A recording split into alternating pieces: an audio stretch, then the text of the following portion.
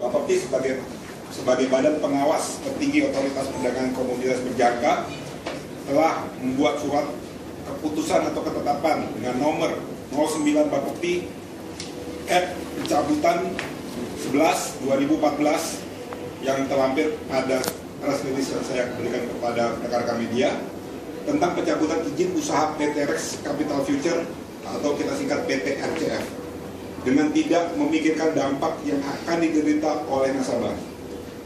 Kasus ini mengenai tidak dapat ditariknya uang kami selaku PT nasabah Rex Capital Future. Dengan kejadian ini, kami telah dirugikan yang total 5.097.132.500. Mungkin rekan-rekan media juga perlu tahu bahwa keputusan atau SK Bapepti itu adalah setingkat dengan keputusan Presiden. Jadi apa yang dibuat oleh Bapepti di perdagangan komoditas itu setingkat dengan Kepres Presiden. Jadi pencabutan itu bisa dikategorikan inkrah di mata pengadilan. Hanya selalu memberikan kata-kata sabar buat kita. Apakah itu jawaban yang paling baik sebagai badan pengawas perdagangan? Kalau cuma begitu saya juga bisa jadi ketua Bapepti. Jangan disebut badan pengawas karena cuma bisanya apa kerjanya ngawas, awas aja. Apa poinnya Bapepti di sini? Sudah. Kemarin setelah ada penekanan yang kita lakukan ke Bapepti, akhirnya ada sejumlah uang sebesar 1 miliar itu yang ada di clearing house itu dicairkan sama Bapepti dan dibagi proporsional kepada nasabah yang melakukan claimer. Karena 1 miliar itu merupakan asetnya dari PT Rex Capital Future. Tapi dana tersebut pun itu masih dipotong dengan kewajiban-kewajiban yang masih tertanggung oleh PT Rex Capital Future. Jadi per nasabah, dari total nasabah yang klaim waktu itu kurang lebih sekitar 37 nasabah atau dengan total value 10.500.000.000, jadi per nasabah termasuk kami bertiga ini itu mendapatkan 7,8%-nya dari kerugian yang kami derita. Jadi kita masih harus memperjuangkan kurang lebih 93%-nya lagi dari total uang yang hilang dari kejadian ini. Perlu diingat ya, bahwa dengan pencabutan ini, kurang lebih pialang Rex ini, dia ini memang pertama kali membuka pialang ini hanya menyetorkan 100 juta sebagai yang disebut dana kompensasi. Jadi setiap pialang yang mau membuka pialang di Indonesia ini wajib menyetorkan dana kompensasi sebanyak 100 juta rupiah. Dan dana itu disebutnya dana hilang, tidak boleh dipakai. Jadi kalau dari tahun 99 itu setiap pialang sudah menyetorkan dana itu, menurut bocoran yang saya dapat, itu totalnya sekitar 41 miliar. Jadi kalau misalnya untuk mengganti kerugian saya aja, salah dong. Tapi mereka nggak tahu sampai sekarang saya hanya disuruh sabar. Setelah mereka memberikan uang aset Rex sebesar 1 miliar yang dibagi-bagi 36 nasabah itu, mereka menganggap bahwa tugas mereka selesai. Dan saya selalu bertanya kepada Bapepti, Kepala Biro Hukumnya Ibu Sri, karena kepala Bapak sendiri hanya sekali ketemu saya, dan itu pun saya paksa ketemunya.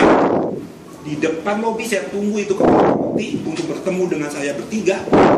Dan akhirnya saya diberikan waktu berbicara dengan dia. Hanya itu saja. Saya bertukar nomor handphone dengan dia. Saya SMS dia, buktinya ada. Ini SMS yang saya lakukan ke dia. Dia tidak pernah menjawab satu SMS pun ke saya. Apalagi telepon, nggak pernah diangkat.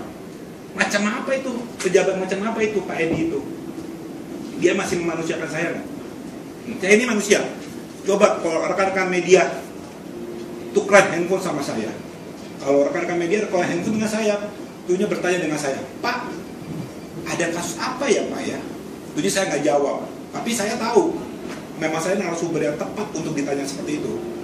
Saya tanya, sejak saya ditanya, nggak pernah ada satu pun SMS dari namanya Sutriyono Edi, Kepala Bapepti ke saya, dan pernah bertemu dengan dia di Kementerian Perdagangan yang namanya Sutriyono Edi. Saya tanya, Pak, gimana prosesnya Pak? Dia jawabnya apa? Iya, sedang saya usahakan. Ini uang usaha, bukan uang hasil korupsi. Dia punya jabatan, jabatannya dia itu harusnya apa? Melindungi kami, para pelaku bisnis. Kalau pelaku bisnis diginiin, mau kemana ini perdagangan bursa komoditi? Apakah memang nggak pantas bukan dia untuk menjabat sebagai seorang kepala Bapepti? Saya pun nggak tahu ya, gitu. Oke. Piala itu menyetorkan dana, masuk ke dalam suatu dana yang disebut dana kompensasi, dan itu tertulis di Undang-Undang nomor 32 tahun 1997, di PP 49 tahun 2014. Di situ ditegaskan bahwa ada yang disebut dana kompensasi. Dana kompensasi ialah dana yang wajib diberikan kepada nasabah yang mengalami cedera janji oleh sebuah pialang berjangka. Itulah yang dikategorikannya sebagai yang kalau LPS-nya gitu loh. Kalau di perdagangan berjangka ini dana kompensasi, itulah yang disebut. Dan itu ada di undang-undang. Kalau dana itu tidak bisa keluar, ngapain diundang-undangkan? Itu yang saya perjuangkan. Yang saya perjuangkan ialah pemberian dana kompensasi yang hingga saat ini belum kami bisa dapatkan dan belum dikeluarkan SK dari Bapepti yang merupakan SK sakti untuk mengeluarkan dana kompensasi tersebut. Karena yang mengatur dana tersebut ialah BBJ, Bursa Berjangka Jakarta. Dia hanya mengatur, dia hanya mengawasi rekening tersebut. Dia mengaudit, tetapi rekening tersebut tidak termasuk dalam harta kekayaannya Bursa Berjangka Jakarta. Jadi itu merupakan rekening yang terpisah dari hartanya BBJ. Itu adalah dana untuk nasabah yang mengalami cedera janji seperti saya ini. Dan juga dana tersebut, sebelum nasabah mendapatkan dana tersebut, nasabah harus melakukan usaha. Itu tertulis di undang-undang. Salah satu usahanya adalah penagihan, pencarian orang ini ada di mana, dan segala macam usaha, baik dari musyawarah dan mufakat untuk mendapatkan dana ini. Dan kami sudah melakukan semua apa yang ditulis oleh undang-undang. Jadi Bapepti seharusnya tidak mempersulit kami untuk mengeluarkan SK dan juga memberikan dana tersebut melalui Bursa Berjangka Jakarta. Saya melihat bahwa motif-motif perkataan sabar dari Bapepti ini merupakan supaya kita lelah untuk datang ke Bapepti, karena memang sengaja dibuat seperti itu. Kalau kita sudah lelah, kita akhirnya nggak mau lagi datang ke sana, dan akhirnya kasus-kasus seperti ini terlupakan. Dan memang itu yang memang rencananya mereka melupa, supaya membuat nasabah lelah menghadapi birokrasi yang sebegitu ribet dan dengan banyak triki-triki di dalam. Dan ya itulah yang terjadi. Itulah fenomena yang terjadi di Bursa Berjangka ini. Oke, saya sendiri sudah melakukan pelaporan dari tindakan penggelapan dan TPPU ke Polda Metro Jaya dan sudah ditangani oleh Divisi Kriminal Khusus Vismonde. Dan saya sangat berharap sekali melalui media ini bahwa Bapepti ini memang sepertinya harus direvolusi mental ini ya. Dan saya sudah mengirimkan surat kepada Pak Rahmat Gobel sebagai Menteri Perdagangan, yang mana sudah diterima oleh bagian apa ini ya, bagian namanya Bapak Nyoman, bagian administrasinya Ibu Nyoman, tertanggal 22 Desember tahun 2014. Suratnya ada terlampir. Itu dia sudah menerima, tetapi sampai detik ini, dan saya membahas di sini mengenai dana kompensasi yang memang saya perjuangkan, tapi sampai detik ini saya tidak mendapat tanggapan apapun dari Kementerian Perdagangan.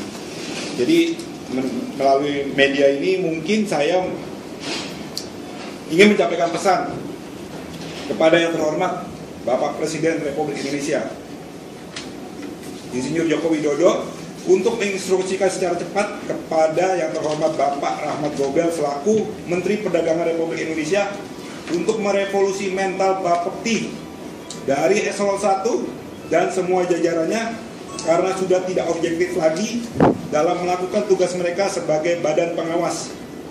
Banyak kasus seperti saya ini terjadi.